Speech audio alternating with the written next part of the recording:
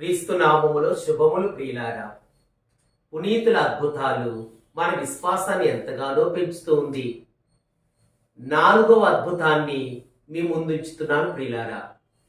ఇదేనండి, రెమిని పట్టణములో బొసిల్వా కంచర గాడిద అంతోని వారి మాటకి విధేయత చూపించి దివ్య సప్రసాదములో ఉన్న క్రీస్తు భగవానుని శిరసా వహించి ఆరాధించడమే ఈ అద్భుతము.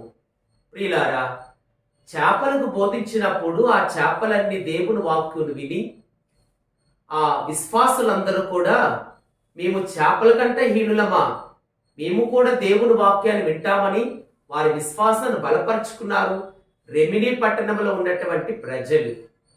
అదిగో ఆ రెమిని ప్రాంతంలో ఉన్నటువంటి బొసిల్వా, ఆయన క్రైస్తవుల వ్యతిరేకి. ఆయన అంటున్నాడు పునీత్ అంతోని వారితో, ఏది చేపలకు బోధించావంట, నా గాడిదకు బోధించు, అప్పుడు నేను తప్పకుండా క్రీస్తుని విశ్వసిస్తాను అని ఒక ఛాలెంజ్ విసిరాడు బొసిల్వా. అంతోని వారు అన్నారు, అయితే పందెమేమిటి? అదిగో బొసిల్వా అంటున్నాడు, 3 రోజులు నేను దానికి ఆహారం పెట్టను, 3వ రోజున తనకిష్టమైన ఆహారాన్ని పెడతాను.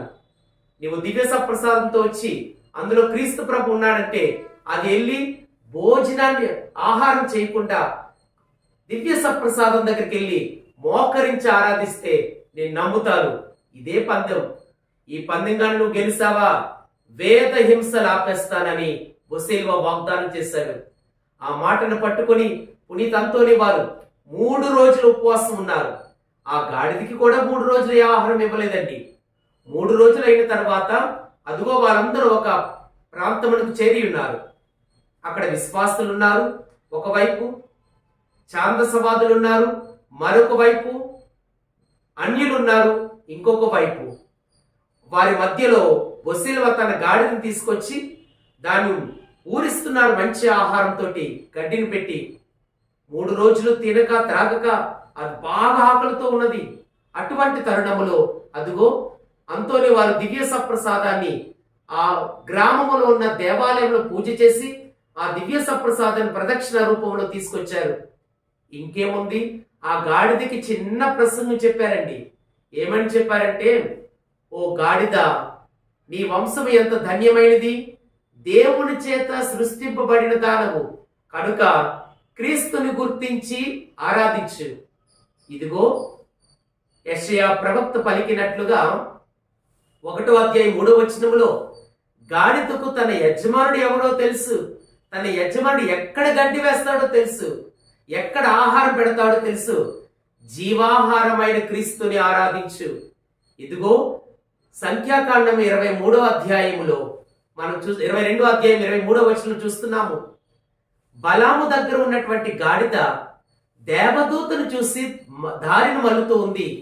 అంటే నీ వంశం ఎంత ధన్యమైనది, గాడిదను చూసే కనులను నీకు ఇచ్చాడు దేవుడు కనుక ఆ కన్నులతో దివ్య సప్రసాదములో ఉన్న ప్రభుని చూడు, ఆరాధించు. నీవు ఎంత ధన్యులంటే మీరు, అదిగో ప్రభు పుట్టినప్పుడు పశువుల శాలలో క్రీస్తు భగవాన్ని చూసి నాకు నిజమైన ఆహారం పుట్టింది అన్నటువంటి విశ్వాసం కలిగిన గాడిదలు మీరు కనుక మీరు ఎంత ధన్యులు. కనుక ఈరోజు ఈ దివ్య సప్రసాదములో ఉన్న ప్రభుని ఆరాధించు. మీ వంశం ఎంత ధన్యమైనది.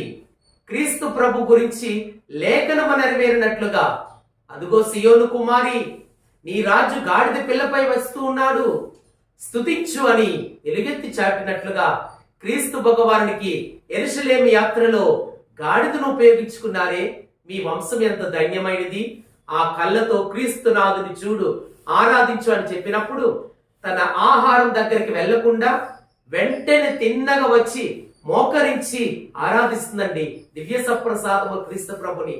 ప్రియులారా, మనం క్రీస్తు ప్రభుని చూడలేకపోతే గాడిద కంటే హీనులు అయిపోతావేమో. God bless you.